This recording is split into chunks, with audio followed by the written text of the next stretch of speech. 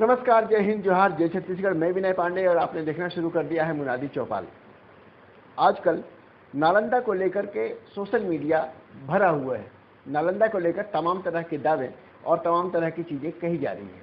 नालंदा विश्वविद्यालय किसने जलाया, नालंदा विश्वविद्यालय किसने बनाया, इसको लेकर के तरह तरह की बातें सोशल मीडिया पे चल रही हैं। दरअसल कुछ दिन पहले जब नालंदा विश्वविद्यालय का उद्घाटन प्रधानमंत्री नरेंद्र मोदी जी ने किया, इसके बाद से ये बातें सोशल मीडिया पे बीजेपी आईटी सेल की तरफ से कि जैसे 500 साल पहले राम मंदिर तोड़ा गया बाबर द्वारा, उसको नरेंद्र मोदी जी ने बनवाया। इसके बाद नालंदा बख्तियार खिलजी द्वारा तोड़ा गया और उसको फिर नरेंद्र मोदी ने बनाया।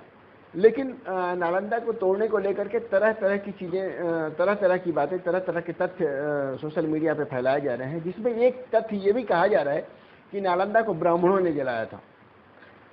लेकिन ऐतिहासिक सच क्या है, इस पे थोड़ा सा चर्चा करते हैं, जानने की कोशिश करते हैं कि नालंदा को बख्तियार खिलजी ने जलाया या कोई ब्राह्मण ने जलाया।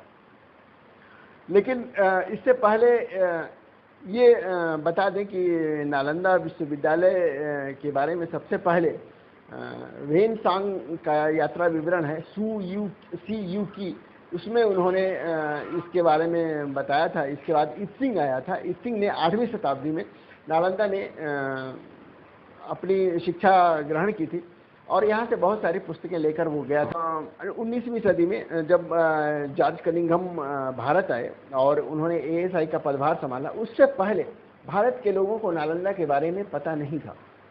न तो किसी भी हमारे धर्म ग्रंथ में, न ही कोई ऐसी कोई पुस्तक है, दस्तावेज है जिसमें नालंदा की बात की जिक्र हो। नालंदा के बारे में कोई ज़्यादातर लोग नहीं जानते थे। कनिंघम ने वेन सांग की CU की पढ़ी थी और उसके आधार पे उन्होंने पाटलिपुत्र से नालंदा तक की नपाई की। उन्होंने नालंदा की खुदाई करनी चाहिए, लेकिन नालंदा जो विश्वविद्यालय है, जो जीर्ण शीर्ण अवशेष है, उसके ऊपर बहुत बड़ा टीला हो गया था, टीला बन गया था और टीला के ऊपर बहुत सारे लोग बस गए थे। ऐसे में कनिंघम ने लोगों को मुआवजा देकर वहाँ से हटवाया। इसके बाद उन्होंने नालंदा की खुदाई करवाई। इसके बाद जो नालंदा का आज का जो स्वरूप है, जो आप नालंदा के खंडहर के रूप में देखते हैं, जानते हैं, उसका वो नीचे से निकला खुदाई में प्राप्त हुआ। कहते हैं कि नालंदा का 10% अवशेष की ही खुदाई हो पाई है, 90% अवशेष अभी भी वहीं आसपास में कहीं दफन हुआ है, नीचे ही पड़ा हुआ है। लेकिन नालंदा जलाए जाने की घटना को लेकर के तरह तरह की बातें हैं। कहीं कोई जनश्रुतियाँ बहुत हैं, किंवदंतियाँ बहुत हैं, लोगों द्वारा कही गई बातें बहुत चीज़ें हैं। लेकिन ये सब बातें किंवदंतियाँ हैं, ये कहीं इतिहास के रूप में, तथ्यात्मक रूप से कहीं भी नहीं आती। कथित रूप से नालंदा के बारे में जो बातें कही गई हैं, एकमात्र ऐतिहासिक पुस्तक है, उसका नाम है तबकात-ए-नासिरी, जिसे मिनहाज उल सिराज नाम के एक पर्शियन लेखक ने लिखा है। वो फारसी में लिखी गई है, तबकात-ए-नासिरी। तो उसमें वो नालंदा के बारे में पूरी पुस्तक नहीं है। दरअसल वो नसीरुद्दीन नाम के भारत का एक जो सुल्तान था, उसके लिए उसको डेडिकेट करके लिखी गई है वो पुस्तक। बख्तियार खिलजी को लेकर के एक चैप्टर है, लेकिन कथित रूप से जो नालंदा के बारे में बातें कही गई हैं, मैं कथित रूप से बार बार इसलिए मैं कह रहा हूँ क्योंकि उस चैप्टर में नालंदा का कहीं नाम नहीं है, जबकि नालंदा उस समय भी बहुत ज़्यादा प्रसिद्ध हुआ करता था और नालंदा शुरू से ही शैक्षणिक संस्था के रूप में प्रसिद्ध रहा है। तो सिर्फ 2 पैराग्राफ ही लिखा हुआ है। उसमें ये लिखा हुआ है कि 200 घुड़सवारों के साथ बख्तियार खिलजी ने एक किलेबंद दुर्ग पर आक्रमण किया और वहाँ के सारे पहरेदारों को मार डाला और अंदर घुस करके उन्होंने लूटपाट शुरू की। तो अंदर जाकर देखा तो बहुत सारी पुस्तकें थी।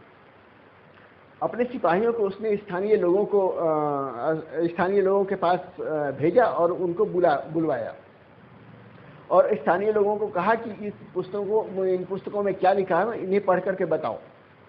स्थानीय लोग उन पुस्तकों को नहीं पढ़ पाए। जो लोग उन पुस्तकों को पढ़ सकते थे वो लोग मारे जा चुके थे। इसके बाद उस पुस्तक में तबकात-ए-नासिरी में लिखा हुआ है कि इसके बाद बख्तियार खिलजी अपने घुड़सवारों के साथ उदनपुरी को छोड़ करके बंगाल की ओर प्रस्थान कर गया। इसमें नालंदा का नाम नहीं है, पुस्तकालय को जलाए जाने का वर्णन नहीं है, और इसके बाद वहाँ से बख्तियार खिलजी का बंगाल पलायन की बात की गई है। अब ये है कि बख्तियार खिलजी ने उसे जलाया, नहीं जलाया, वो नालंदा था। उदनपुरी कहाँ है? उदनपुरी नालंदा को नहीं कहा जाता था। अब उदनपुरी के बारे में कई इतिहासकारों का ये मानना है कि उदंतपुरी को कहा गया है, और उदंतपुरी आज का बिहार शरीफ है। आज का जो बिहार शरीफ है उसे पहले उदंतपुरी कहा जाता था। उदंतपुरी में भी बड़ा विश्वविद्यालय महाविद्यालय हुआ करता था। आसपास में और बहुत सारे विश्वविद्यालय महाविद्यालय थे। अभी तक हम में से बहुत सारे लोगों को पता नहीं हुआ कि नालंदा से 25 किलोमीटर दूर तेल्हाड़ा नाम का गांव है, जहां पे बहुत बड़ा विश्वविद्यालय खोजा जा चुका है, जो जिसमें करीब 3 से 4 मंजिला इमारतें थी। वहाँ भी बहुत बड़ा पुस्तकालय होने के साक्ष्य मिल रहे हैं। जहाँ तक नालंदा जलाए जाने की घटना का वर्णन है, नालंदा के अलावा विक्रमशिला वगैरह के भी जलाए जाने, उदंतपुरी के भी जलाए जाने की बात होती है। नालंदा में जले हुए ईंट मिले हैं, इससे साफ है कि नालंदा को भी जलाया जरूर गया होगा। लेकिन अब दूसरा सवाल ये पैदा होता है कि क्या नालंदा को ब्राह्मणों ने जलाया? इसको लेकर के एक तिब्बती लेखक है सेम्पा खानपो ने अपने एक पुस्तक में ये बात लिखी है कि जब ब्राह्मणों और बौद्धों के बीच में अहंकार का टकराव हुआ, उस समय कुछ ब्राह्मणों ने वहाँ पे हवन किया और मंत्र शक्ति से उन्होंने फूंक मारी। फूंक मारने से पुस्तकों में आग लगी और नालंदा जल गया।